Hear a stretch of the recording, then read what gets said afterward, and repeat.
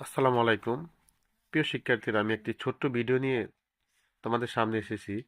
আমাদের আজকের ভিডিও হচ্ছে অষ্টম, নবম এবং দশম শ্রেণীর গাণিতিক গড় নির্ণয় নিয়ে। অর্থাৎ এখানে আমি 10টা সংখ্যা দিয়ে তোমাদেরকে গাণিতিক গড় নির্ণয় করে দেখাবো।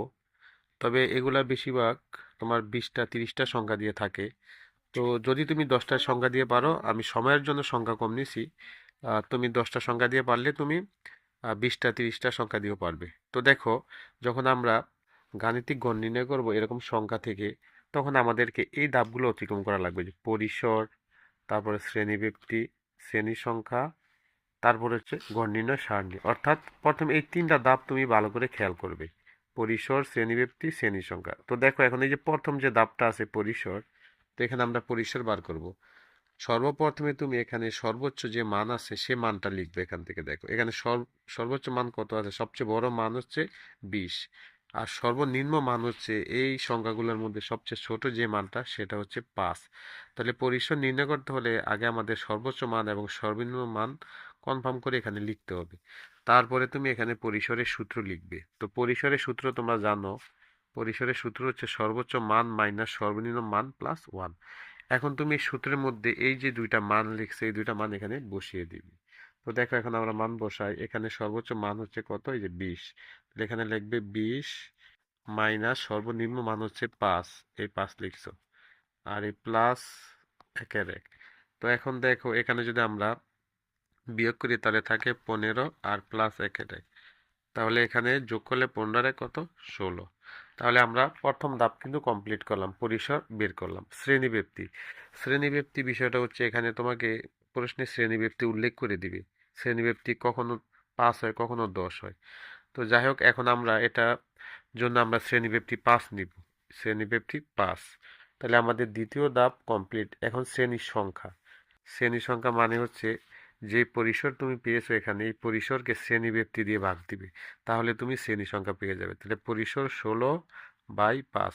আবারও বলছি, পরিসরকে শ্রেণীব্যক্তি দিয়ে ভাগ দিবে। পরিসর থাকবে উপরে আর শ্রেণীব্যক্তি থাকবে নিচে।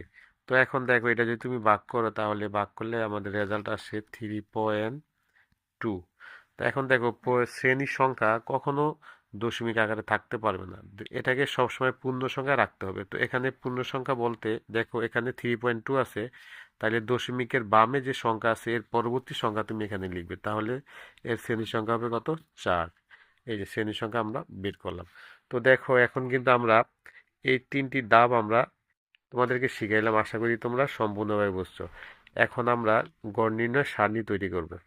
তো দেখো, সারণী তৈরি করতে হলে এখানে আমি এই অংশটুকু আমি সম্পূর্ণ অংশটুকু আমি এখান থেকে স্কিপ করে দেব। তারপর আমি সারণী কীভাবে তৈরি করে এটা দেখাবো। কিন্তু তোমাকে এই ধাপগুলা সারণী তৈরি করার আগে অবশ্যই করে আসতে হবে।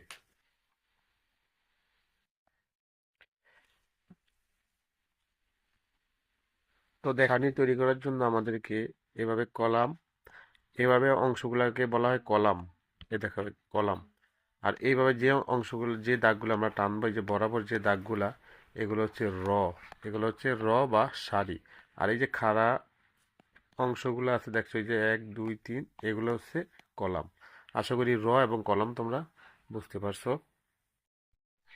আর এখন আমাদের কাজ হচ্ছে সারণী তৈরি করা। তোমরা জানো যে সারণী তৈরি করতে হলে আমরা শ্রেণী সংখ্যা যা পেয়েছি তার থেকে 2টি র বাড়িয়ে করতে হবে। অর্থাৎ আমরা শ্রেণীর সংখ্যা পেয়েছিলাম 4, তো এখন আমি টোটাল র করব কয়টি, 6টি।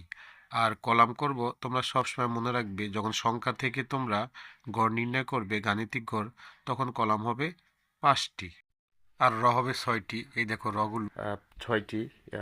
তাহলে দেখো, এই যে 1 2 3 4 5 6টি। আর কলাম, এই যে 5টি কলাম, এই যে শ্রেণীব্যক্তি, শ্রেণী মধ্যমান টেলি, গণসংখ্যা, এফআই এক্সআই। তাহলে এই যে প্রত্যেকটা কলামে আমরা যেই লেখাগুলো লিখছি, শ্রেণীব্যক্তি, শ্রেণী মধ্যমান টেলি, গণসংখ্যা, এফআই এক্সআই, এগুলো তোমরা মুখস্থ করে নিবে। তো এখন দেখো, এই যে শ্রেণীব্যক্তির স্থানে আমরা কি লিখবো। এখানে দেখো, সর্বনিম্ন মান ছিল, তোমরা যখন পরিসর বের করেছো, সর্বনিম্ন মান ছিল 5।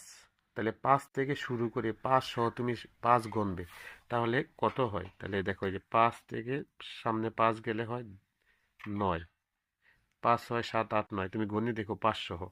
এরপরে 9 পাশে 9 এর পরের সংখ্যা 10, তাহলে 10 থেকে 10 সহ 5 গণলে হয় 14, তারপরে 14 15 পরের সংখ্যা 15, 15 থেকে হবে 19, তারপরে হবে 20, 20 থেকে 24, অর্থাৎ একটা ঘর বাকি থাকতে তুমি শ্রেণী ব্যক্তি লেখা বন্ধ করে দিবে। এখন দেখো শ্রেণী মধ্যমান হচ্ছে কি, এই যে দেখো এখানে যে শ্রেণীটা আছে 5 আর 9 এই দুটা যোগ করে 2 দিয়ে ভাগ করবে, তাইলে তুমি শ্রেণী মধ্যমান পাবে। তাহলে 5 আর 9 যোগ করলে হয় 14, 14 রে 2 ভাগ করলে হয় 7, আবার এই দুইটা যোগ করে 2টা ভাগ করলে তাহলে এটার মধ্যমান হবে 12, এটার মধ্যমান হবে 17, এটার মধ্যমান হবে 22।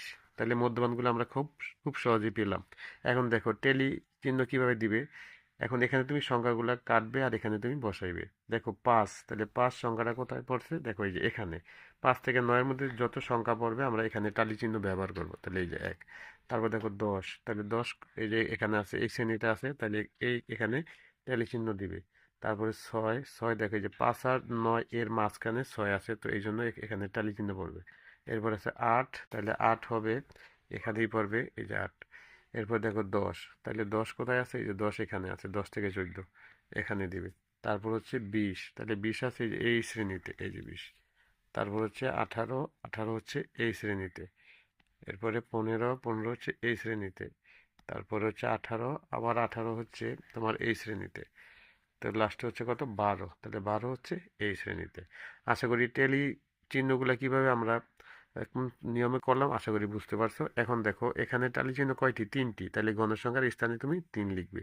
এখানে টালি চিহ্ন কয়টি, 4টি, সরি 3টি, তাহলে 3 লিখবে। এখানে কয়টি, 3টি, 3 লিখবে। অর্থাৎ টালি চিহ্ন যত আছে এখানে তুমি তাই লিখবে 1। এখন এখানে একটা বিষয় আছে, যদি এখানে গণসংখ্যা কম হচ্ছে, যদি টালি চিহ্ন 5টা হয় তাহলে 1 2 3 4 এভাবে তুমি 5 দিবে, ঠিক আছে। 5 দিয়ে তারপর যদি 6টি হয় তাহলে 5 আর আলাদা 2 লিখবে, এভাবে লিখতে হবে। তো দেখো এখন গণসংখ্যা বুঝেছে। এখন দেখো সামেশন, এখানে এফ আই এক্স আই কীভাবে লিখবো, দেখো এই বরাবর 7 আর 3 গুণ করবে, তাহলে 3 7 21। আবার এখানে 12 আর 3 গুণ করলে 3 12 36। আবার দেখো এখানে 3 আর 17 গুণ করলে হবে 51। এগুলো তুমি ক্যালকুলেটারের সাহায্যে করবে। এরপরে 22 আর 1 যদি গুণ করে তাহলে 22 একে 22। তাইলে এখন তুমি এই খালি করে এখন একটু অংশ লিখতে হবে। দেখো এখানে গণসংখ্যা টোটাল যোগ করবে, যোগ করে এন দিবে, এন দ্বারা প্রকাশ করবে। টোটাল গণসংখ্যার যোগফল লিখার আগে এন দিবে, এন ইকুয়াল টু এখানে কাউন্ট করবে, কাউন্ট করার পর দেখবে এখানে 10। একটা কথা খেয়াল রাখতে হবে, এখানে গণসংখ্যা যত হবে তোমার এই মোট সংখ্যা কাউন্ট করলে যা হবে তার সমান। এরপর দেখো এখানে টোটাল তুমি যোগ করবে, এখানে একটা অক্ষর দিবে, যে এই অক্ষরটাকে বলা হয় সামেশন। তো summation F I X I, এটা দিয়ে তুমি এগুলো সব যোগ করবে। এগুলো সব যোগ করলে তুমি পাবে হচ্ছে 130। তাইলে দেখো এখন আমরা এন এর ভ্যালু পেলাম 10 আর সামেশন এফ আই এক্স এর ভ্যালু পেলাম 130। তাহলে এখন দেখো, এখন আমরা সূত্র নিব। গড়ের একটা সূত্র আছে, যেরকম গাণিতিক গড়ের সূত্র, গড় ইকুয়াল দেখো summation F I X I by N. তো এখন দেখো তুমি এই এখানে তুমি সামেশন এফ আই এক্স এর ভ্যালু পাচ্ছ কত, 130, আর এখানে এন এর ভ্যালু পেয়েছো 10। তাইলে এখন 130কে যদি তুমি 10 দ্বারা ভাগ করে তাহলে রেজাল্ট আসবে 13। তাহলে এটাই হচ্ছে গাণিতিক গড়ের নিয়ম। আশা করি তোমরা ভিডিওটি বুঝতে পারছো।